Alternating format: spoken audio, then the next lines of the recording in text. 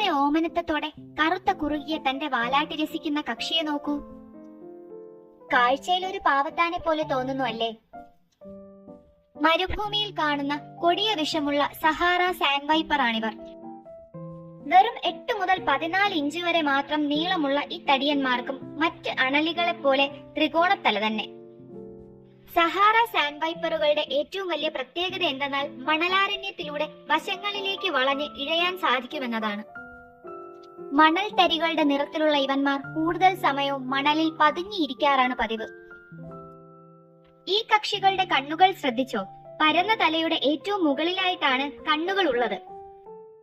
ഇങ്ങനെ മണലിൽ പൂർണ്ണമായും ആഴ്ന്നിറങ്ങിയിരിക്കുന്ന ഇവർ തന്റെ സിഗ്നേച്ചർ കണ്ണുകളിലൂടെ അതുവഴി കടന്നു പോകുന്ന ഇരയെ തിരിച്ചറിഞ്ഞ് ആക്രമിക്കുന്നു.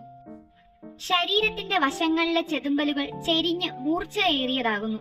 ഇവ സാൻഡ് വൈപ്പറുകൾക്ക് മണൽ വേഗത്തിൽ ചുരണ്ടി നീക്കി പതിയിരിക്കാൻ പ്രാപ്തമാക്കുന്നു.